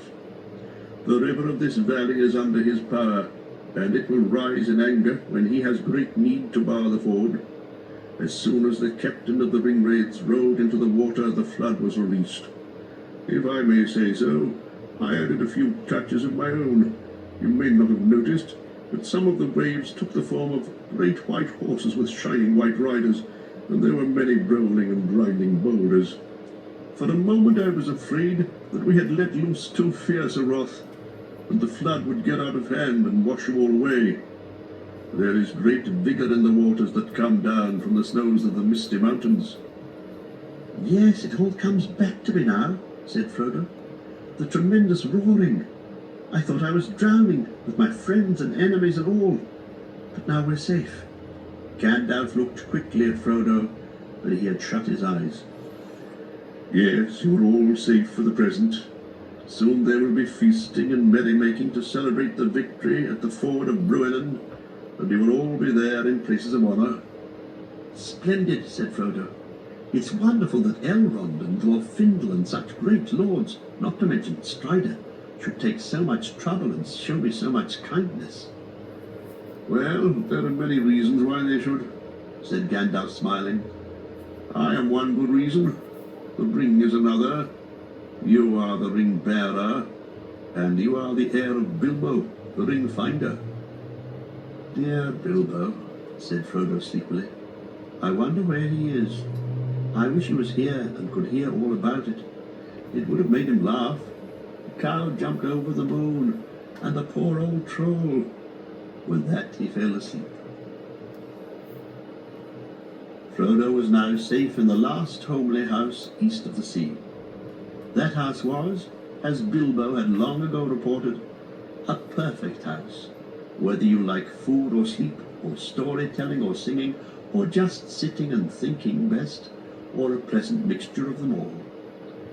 Merely to be there was a cure for weariness, fear, and sadness.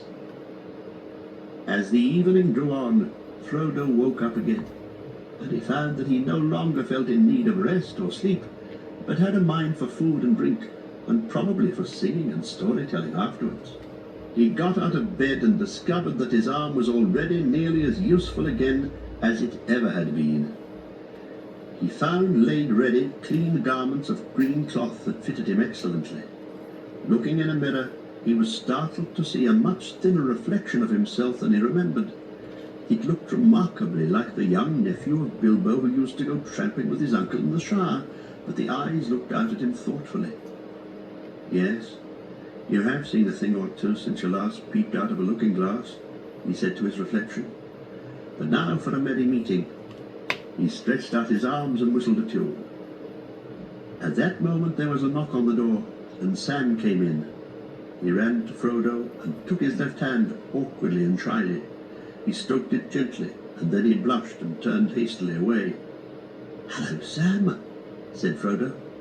"It's warm," said Sam, "meaning your hand, Mr. Frodo.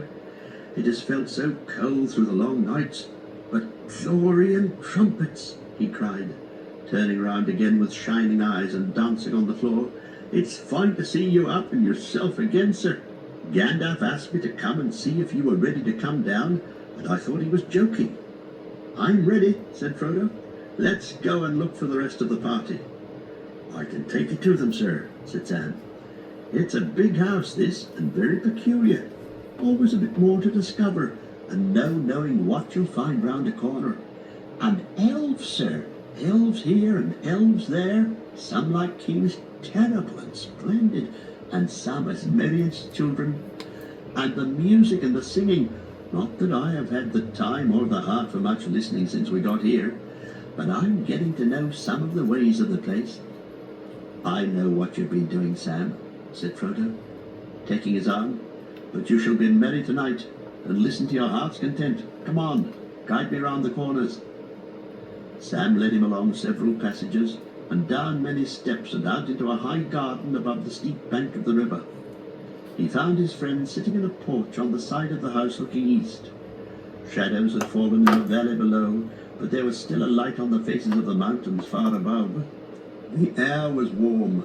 The sound of running and falling water was loud, and the evening was filled with a faint scent of trees and flowers, as if summer still lingered in Elrond's gardens. "Hooray!" cried Pippin, springing up. "Here is our noble cousin! Make way for Frodo, Lord of the Ring!" "Hush!" said Gandalf from the shadows of the back of the porch. "Evil things do not come into this valley, but all the same we should not name them.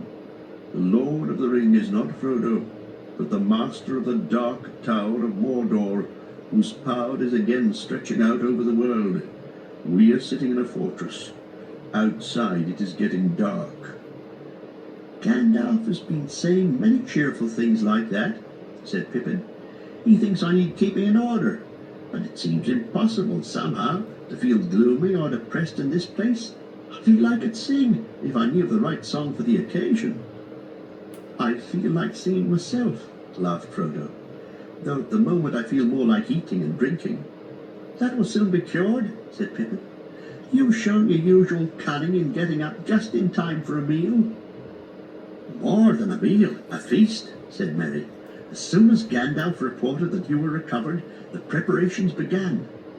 He'd hardly finished speaking when they were summoned to the hall by the ringing of many bells.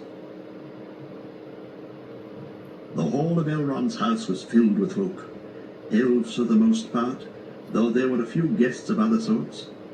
Elrond, as was his custom, sat in a great chair at the end of the long table upon the dais, and next to him on the one side sat Glorfindel, on the other side sat Gandalf. Frodo looked at them in wonder, for he had never before seen Elrond, of whom so many tales spoke, and as they sat upon his right hand and his left, Glorfindel and even Gandalf, whom he thought he knew so well, were revealed as lords of dignity and power. Gandalf was shorter in stature than the other two, but his long white hair, his sweeping silver beard, and his broad shoulders made him look like some wise king of ancient legend. In his aged face under great snowy brows his dark eyes were set like coals that could leap suddenly into fire. Glorfindel was tall and straight. His hair was of shining gold, his face fair and young and fearless and full of joy.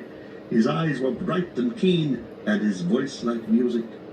On his brow sat wisdom, and in his hand was strength.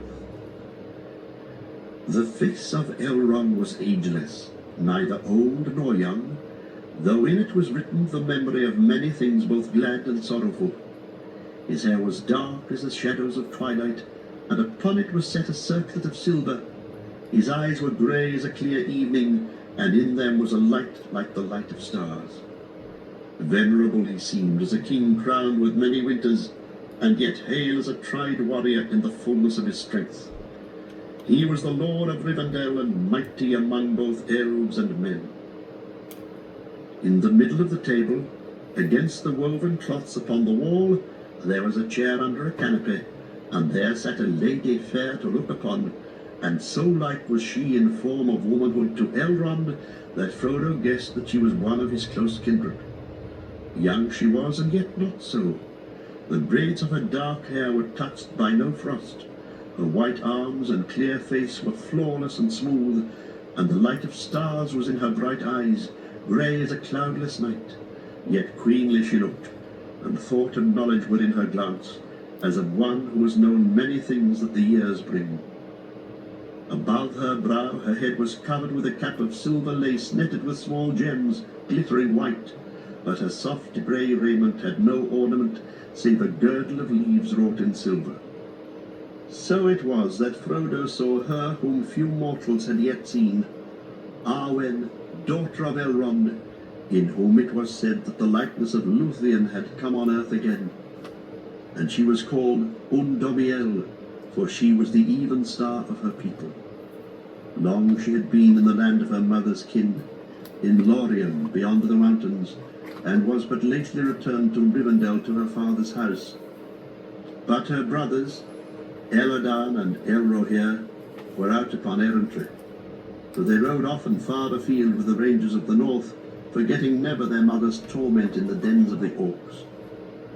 Such loveliness in living thing Frodo had never seen before nor imagined in his mind, and he was both surprised and abashed to find that he had a seat at Elrond's table among all these folk so high and fair. Though he had a suitable chair, and was raised upon several cushions, he felt very small and rather out of place, but that feeling quickly passed. The feast was merry, and the food all that his hunger could desire. It was some time before he looked about him again, or even turned to his neighbours. He looked first for his friends. Sam had begged to be allowed to wait on his master, but had been told that for this time he was a guest of honour. Frodo could see him now, sitting with Pippin and Merry at the upper end of one of the side tables close to the dais. He could see no sign of Strider. Next to Frodo, on his right, sat a dwarf of important appearance, richly dressed. His beard, very long and forked, was white, nearly as white as the snow-white cloth of his garments. He wore a silver belt, and round his neck hung a chain of silver and diamonds. Frodo stopped eating to look at him. "Welcome and well met," said the dwarf, turning towards him. Then he actually rose from his seat and bowed. "Gloin at your service," he said, and bowed still lower. "Frodo Baggins at your service and your family's," said Frodo correctly, rising in surprise and scattering his cushions. "Am I right in guessing that you are the Gloin, one of the 12 companions of the great Thorin Oakenshield?" "Quite right," answered the dwarf, gathering up the cushions and courteously assisting Frodo back into his seat. "And I do not ask, for I have already been told that you are the kinsman and adopted heir of our friend Bilbo the Renowned. Allow me to congratulate you on your recovery." "Thank you very much," said Frodo.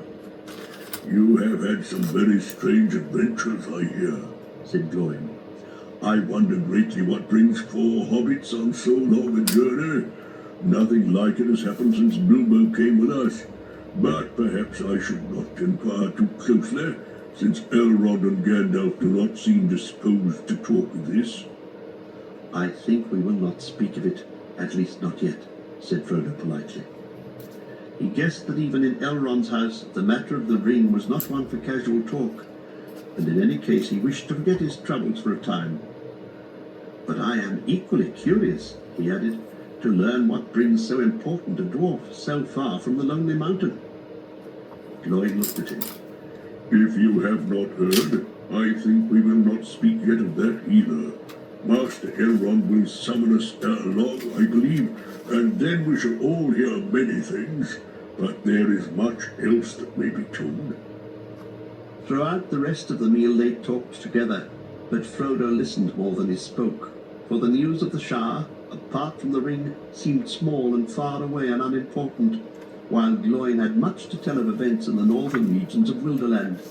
Frodo learned that Grimbeorn the Old, son of Beorn, was now the lord of many sturdy men, and to their land between the mountains and Mirkwood neither orc nor wolf dared to go. Indeed, said Gloin. If it were not for the Beornings, the passage from Dale to Rivendell would long ago have become impossible. They are valiant men and keep open the high pass on the ford of Carrock, but their tolls are high, he added with a shake of his head. And like Beorn of old, they are not over fond of wolves. Still, they are trusty, and that is much in these days. Nowhere are there any men so friendly to us as the men of Dale. They are good folk, the Bardings. The grandson of Bard, the bowman, rules them. Brand, son of Bane, son of Bard. He is a strong king, and his realm now reaches far south and east of Esgaroth. And what of your own people? Asked Frodo. There is much to tell, good and bad, said Gloin. Yet it is mostly good. We have so far been fortunate, though we do not escape the shadow of these times. If you really wish to hear of us, I will tell you tidings gladly, but stop me when you're weary. Dwarfs' tongues run on when speaking of their handiwork, they say. And with that Gloin embarked on a long account of the doings of the Dwarf Kingdom. He was delighted to have found so polite a listener, for Frodo showed no signs of weariness and made no attempt to change the subject, though actually he soon got rather lost among the strange names of people and places that he had never heard of before. He was interested, however, to hear that Dain was still king under the mountain and was now old, having passed his 250th year, venerable and fabulously rich. Of the 10 companions who had survived the Battle of 5 Armies, 7 were still with him. Dwalin, Gloin, Dori, Nori, Bifur, Bofur, and Bombur.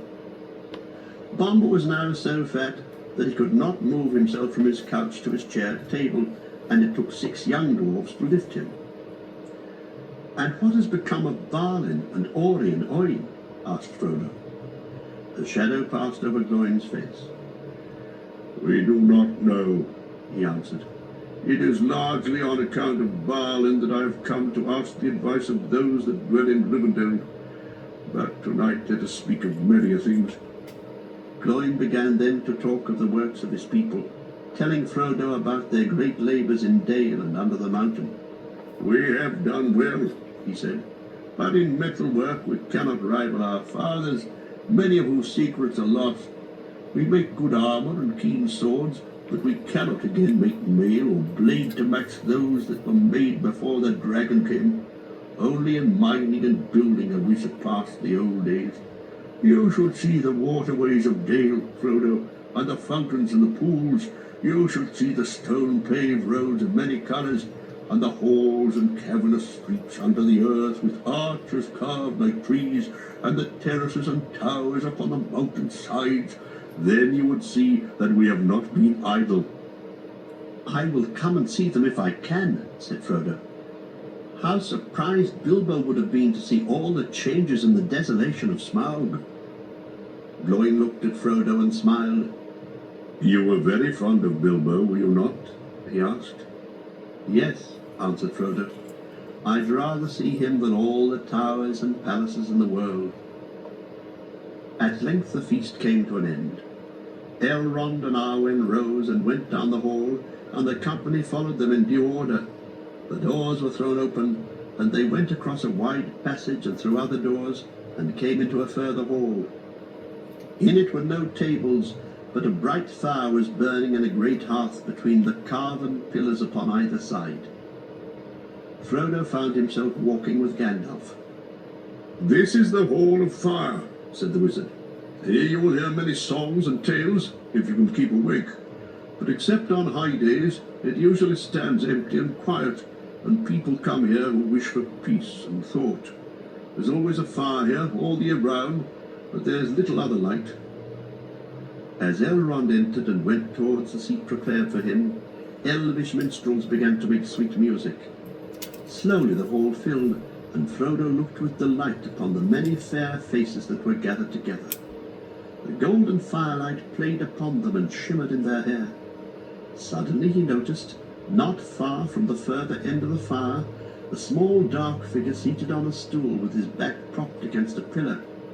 Beside him on the ground was a drinking cup and some bread. Frodo wondered whether he was ill, if people were ever ill in Rivendell, and had been unable to come to the feast. His head seemed sunk in sleep on his breast, and a fold of his dark cloak was drawn over his face. Elrond went forward and stood beside the silent figure. "Awake, little master," he said with a smile. Then, turning to Frodo, he beckoned to him. "Now at last the hour has come that you've wished for, Frodo," he said. "Here's a friend that you've long missed." The dark figure raised its head and uncovered its face. "Bilbo!" cried Frodo with sudden recognition, and he sprang forward. "Hello, Frodo, my lad," said Bilbo. "So you've got here at last. I hoped you'd manage it. Well, well, so all this feasting is in your honour, I hear. I hope you enjoyed it." "Why weren't you there?" cried Frodo. "And why haven't I been allowed to see you before?" "Because you were asleep. I've seen a good deal of you. I've sat by your side with Sam each day. But as for the feast, I don't go in for such things much now. And I had something else to do." "What were you doing?" "Why, sitting and thinking. I do a lot of that nowadays, and this is the best place to do it in as a rule." "Wake up, indeed," he said, cocking an eye at Elrond. There was a bright twinkle in it, and no sign of sleepiness that Frodo could see. "Wake up. I was not asleep, Master Elrond. If you want to know, you've all come out from your feast too soon, and you've disturbed me in the middle of making up a song. I was stuck over a line or two and was thinking about them, but now I don't suppose I shall ever get them right. There'll be such a deal of singing that the ideas will be driven clean out of my head. I shall have to get my friend the Dunedain to help me. Where is he?" Elrond laughed. "He shall be found," he said. "Then you two shall go into a corner and finish your task, and we will hear it and judge it before we end our merrymakings." Messengers were sent to find Bilbo's friend, though none knew where he was or why he hadn't been present at the feast. In the meanwhile, Frodo and Bilbo sat side by side, and Sam came quickly and placed himself near them. They talked together in soft voices, oblivious of the mirth and music in the hall about them. Bilbo had not much to say of himself. When he'd left Hobbiton, he'd wandered off aimlessly, along the road or in the country on either side, but somehow he had steered all the time towards Rivendell. "I got here without much adventure," he said, "and after rest I went on with the dwarves to Dale, my last journey. I shan't travel again. Old Balin had gone away. Then I came back here, and here I've been. I've done this and that. I've written some more in my book. And, of course, I make up a few songs. I sing them occasionally, just to please me, I think.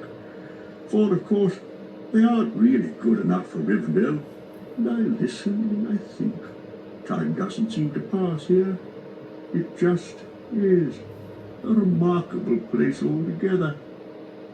I hear all kinds of news from over the mountains and out of the south, but hardly anything from the Shire. I heard about the Ring, of course. Gandalf has not been here often. Not that he's told me a great deal. He's become closer than ever these last few years. The Dunedain has told me more. Fancy that ring of mine causing such a disturbance. It's a pity that Gandalf didn't find out more sooner. I could have brought the thing here myself long ago without so much trouble. I thought several times of going back to Hobbiton for it, but I'm getting old, and they would not let me. Gandalf and Elrond, I mean. They seemed to think that the enemy was looking high and low for me, and would make mincemeat of me if he caught me tottering about in the wild. And Gandalf said, "The ring is passed on, Bilbo. It would do no good to you or to others if you tried to meddle with it again." Odd sort of remark, just like Gandalf. But he said he was looking after you, so I let things be. I'm frightfully glad to see you safe and sound. He paused and looked at Frodo doubtfully. "Have you got it here?" he asked in a whisper. "I can't help feeling curious, you know. After all I've heard, I should very much like just to peep at it again." "Yes, I've got it," answered Frodo, feeling a strange reluctance. "It looks just the same as ever it did." "Well, I should just like to see it for a moment," said Bilbo. When he dressed, Frodo found that while he slept the ring had been hung about his neck on a new chain, light but strong. Slowly he drew it out. Bilbo put out his hand, but Frodo quickly drew back the ring. To his distress and amazement, he found that he was no longer looking at Bilbo. A shadow seemed to have fallen between them, and through it he found himself eyeing a little wrinkled creature with a hungry face and bony, groping hands. He felt a desire to strike him. The music and singing round them seemed to falter, and a silence fell. Bilbo looked quickly at Frodo's face and passed his hand across his eyes. "I understand now," he said. "Put it away. I'm sorry. Sorry you've come in for this burden. Sorry about everything. Don't adventures ever have an end? I suppose not. Someone else always has to carry on the story. Well, it can't be helped. I wonder if it's any good trying to finish the book. But don't let's worry about it now. Let's have some real news. Tell me all about the Shire." Frodo hid the ring away, and the shadow passed, leaving hardly a shred of memory. The light and music of Rivendell was about him again. Bilbo smiled and laughed happily. Every item of news from the Shire that Frodo could tell, aided and corrected now and again by Sam, was of the greatest interest to him, from the felling of the least tree to the pranks of the smallest child in Hobbiton. They were so deep in the doings of the Four Farthings that they did not notice the arrival of a man clad in dark green cloth. For many minutes he stood looking down at them with a smile. Suddenly Bilbo looked up. "Ah, there you are at last, Dunedain," he cried. "Strider," said Frodo. "You seem to have a lot of names." "Well, Strider is one that I haven't heard before anyway," said Bilbo. "What do you call him that for?" "They call me that in Bree," said Strider, laughing, "and that is how I was introduced to him." "And why do you call him Dunedain?" asked Frodo. "The Dunedain," said Bilbo. "He's often called that here, but I thought you knew enough Elvish at least to know Dunedain, man of the West, Númenórean. But this is not the time for lessons." He turned to Strider. "Where have you been, my friend? Why weren't you at the feast? The Lady Arwen was there." Strider looked down at Bilbo gravely. "I know," he said, "but often I must put mirth aside. Elladan and Elro here have returned out of the wild unlooked for, and they had tidings that I wished to hear at once." "Well, my dear fellow," said Bilbo, "now you've heard the news, can't you spare me a moment? I want your help in something urgent. Elrond says this song of mine is to be finished before the end of the evening, and I'm stuck. Let's go off into a corner and polish it up." Strider smiled. "Come then," he said. "Let me hear it." Frodo was left to himself for a while, for Sam had fallen asleep. He was alone and feeling rather forlorn, although all about him the folk of Rivendell were gathered. But those near him were silent, intent upon the music of the voices and the instruments, and they gave no heed to anything else. Frodo began to listen. At first the beauty of the melodies and of the interwoven words in elven tongues, even though he understood them little, held him in a spell as soon as he began to attend to them. Almost it seemed that the words took shape, and visions of far lands and bright things that he had never yet imagined opened out before him, and the firelit hall became like a golden mist above seas of foam that sighed upon the margins of the world. Then the enchantment became more and more dreamlike, until he felt that an endless river of swelling gold and silver was flowing over him, too multitudinous for its pattern to be comprehended. It became part of the throbbing air about him, and it drenched and drowned him. Swiftly he sank under its shining weight into a deep realm of sleep. There he wandered long in a dream of music that turned into running water, and then suddenly into a voice. It seemed to be the voice of Bilbo chanting verses, faint at first, and then clearer ran the words. Earendil was a mariner that tarried in Arvernian. He built a boat of timber felled in Imbrathel to journey in. Her sails he wove of silver fair, of silver were her lanterns made. Her prow was fashioned like a swan, and light upon her banners laid. In panoply of ancient kings, in chained rings he armoured him. His shining shield was scored with runes, to ward all wounds and harm from him. His bow was made of dragon horn, his arrow shorn of ebony. Of silver was his habergeon, his scabbard of chalcedony. His sword of steel was valiant, of adamant his helmet tall, an eagle plume upon his crest, upon his breast an emerald. Beneath the moon and under star he wandered far from northern strands, bewildered on enchanted ways beyond the days of mortal lands. From gnashing of the narrow ice where shadow lies on frozen hills, from nether heats and burning waste he turned in haste, and roving still on starless waters far astray, at last he came to night of naught, and passed, and never sight he saw of shining shore nor light he sought. The winds of wrath came driving him, and blindly in the foam he fled from west to east, and errandless, unheralded he homeward sped. There flying Elwing came to him, and flame was in the darkness lit, more bright than light of diamond, the fire upon her carcanet. The Silmaril she bound on him, and crowned him with a living light, and dauntless then with burning brow he turned his prow, and in the night from other world beyond the sea there strong and free a storm arose, a wind of power in Tar Menel. By paths that seldom mortal goes, his boat it bore with biting breath, as might of death across the grey and long forsaken seas distressed. From east to west he passed away. Through ever night he back was borne on black and roaring waves that ran o'er leagues unlit and foundered shores that drowned before the days began, until he heard on strands of pearl, when ends the world, the music long, wherever foaming billows roll, the yellow gold and jewels won. He saw the mountain silent rise, where twilight lies upon the knees of Valinor, and Eldamar beheld afar beyond the seas.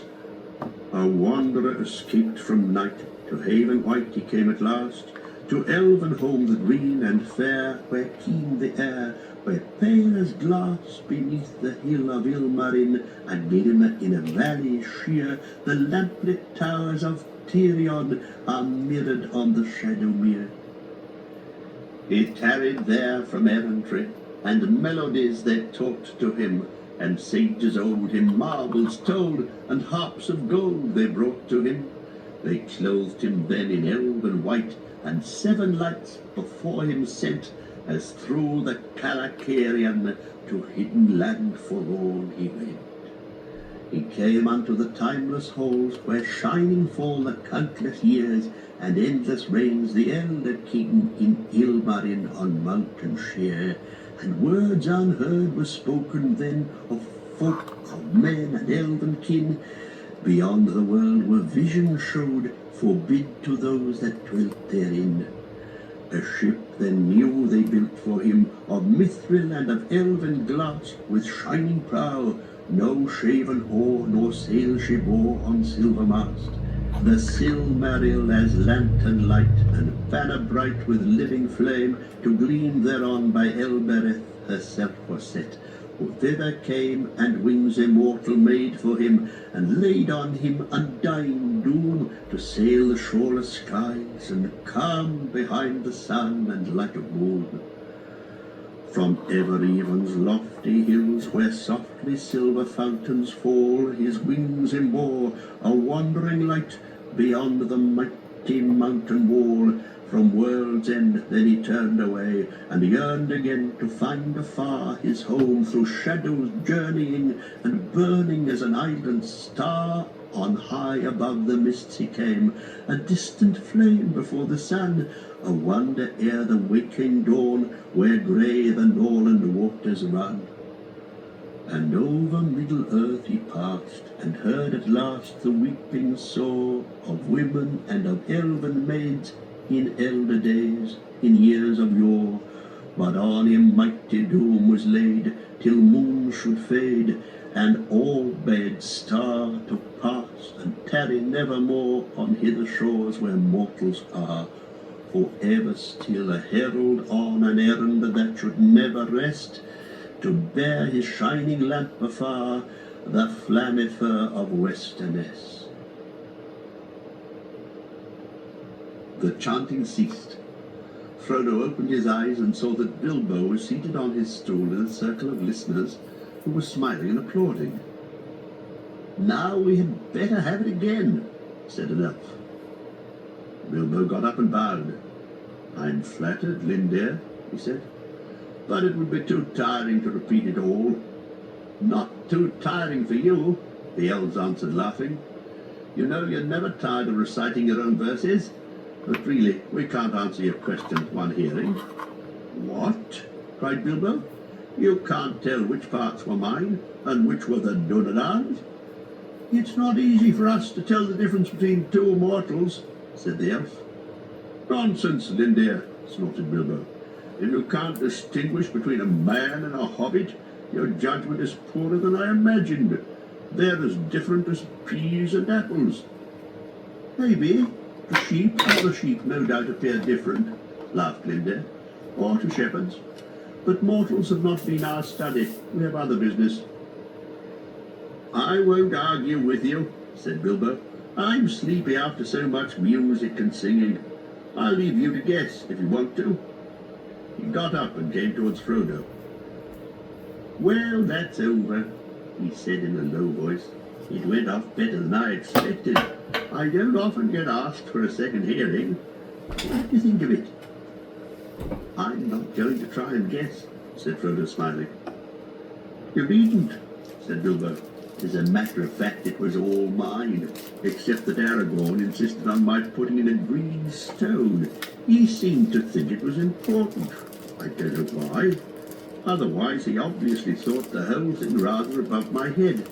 And he said that if I had the cheek to make verses about the Arundel in the House of Elrond, it was my affair. I suppose he was right." "I don't know," said Frodo. "It seemed for me to fit somehow, though I can't explain. I was half asleep when you began, and it seemed to follow on from something that I was dreaming about. I didn't understand that it was really you speaking until near the end." "It's difficult to keep awake here until you get used to it," said Bilbo. "Not that hobbits would ever acquire quite the elvish appetite for music and poetry and tales. They seem to like them as much as food, or more. They will be going on for a long time yet. What do you say to slipping off for some more quiet talk?" "Can we?" said Frodo. "Of course. This is merrymaking, not business. Come and go as you like, as long as you don't make a noise." They got up and withdrew quietly into the shadows, and made for the doors.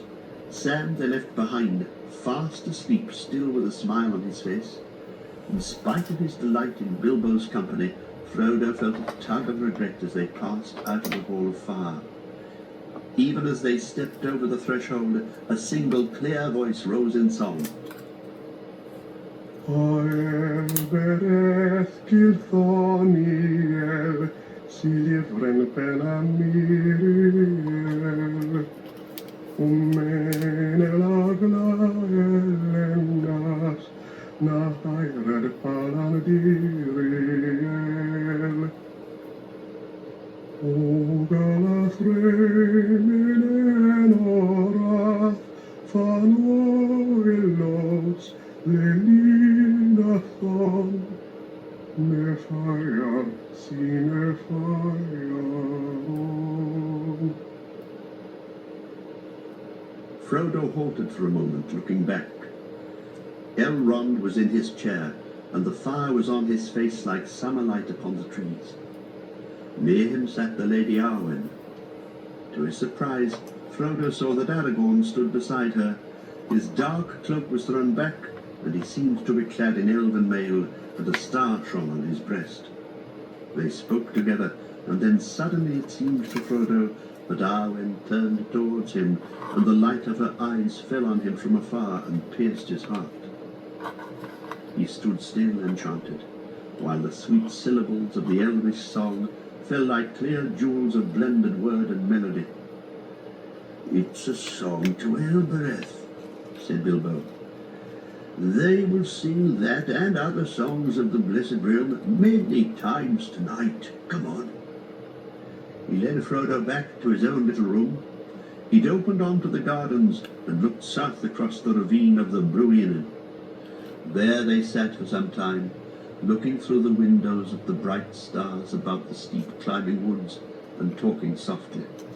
They spoke no more of the small news of the Shire far away, nor of the dark shadows and perils that encompassed them, but of the fair things they had seen in the world together, of the elves, of the stars, of trees, and the gentle fall of the bright year in the woods. At last there came a knock on the door. "Begging your pardon," said Sam, putting in his head, "but I was just wondering if you would be wanting anything." "And begging yours, Sam Gamgee," replied Bilbo, "I guess you mean that it's time your master went to bed." "Well, sir, there is a council early tomorrow, I hear, and he only got up today for the first time." "Quite right, Sam," laughed Bilbo. "You can trot off and tell Gandalf that he's gone to bed. Good night, Frodo. Bless me, but it's been good to see you again. There are no folk like hobbits after all for a real good talk. I'm getting very old, and I begin to wonder if I should ever live to see your chapters of our story. Good night. I'll take a walk, I think, and look at the stars of Elbereth in the garden. Sleep well." Well, that concludes tonight. That concludes. It looks like we went through chapter 12 of Lord of the Rings, and we started book 2 of the Fellowship of the Ring, and now we just finished chapter 1 of book 2. So, recap, pretty sure that was chapter 12 and chapter 1. So, in total, the last chapter of book 1 of Lord of the Rings, Fellowship of the Ring, and then book 2, chapter 1 of Lord of the Rings, Fellowship of the Ring, narrated by Rob Inglis. Tonight we finished The Fridge, and actually I think it turned out pretty good. I'm starting to learn some good lessons about not using as much super glue. As you can see, there's quite a bit of mess on there, but you know, that's the thing about crafts. You live and you learn. But here's the stove and the cabinets. I think it turned out pretty well. And I think tomorrow, or next episode, I don't know if I'm gonna film tomorrow, but it looks like we might do the island next and install these into the kitchen. So, just to give a, let's see if I can get this out from over here. Maybe I can. Hi.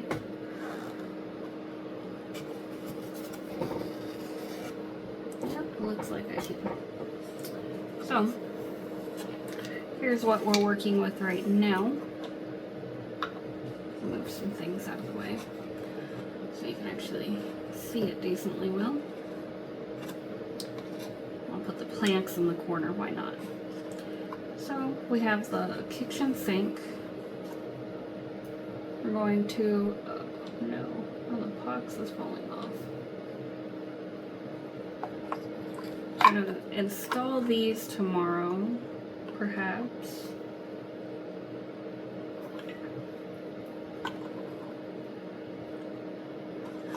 Yeah, that's how it's looking. Let me stand up and actually see if I can, maybe you can see this in view of the camera. I learned last episode that most of what I was doing you could not see. Oh yeah, we can see that. So yeah, oh, it looks like the flower fell out of the little plant over there. I'm not gonna put that back in. But here's the kitchen, coming along very nice. And yeah, as mentioned, we will be doing the island next, which I'm going to show you a preview of that. So, make sure there's no glare. So we just finished this step right here, and it's kind of weird. It kind of goes like this, back and forth, and doesn't read like an actual, like, normal book. Here we go. Move that out of the way. So, we're not worrying about any clutter right now. We're just gonna get the base of the house built. So we're gonna be working on that part right there. And that is going to be placed right there. So there's our fridge. It's going to be put right there. The stools are behind the stairs. But yeah, we're making some progress. Even though we've only gotten, you know, some progress of just the kitchen, but we're getting there. Today's video is a little bit longer. I apologize for that if you are trying to, like, you know, manage your time management. I'm sorry. But thanks for sticking around if you did. And like, share, and subscribe if you want more.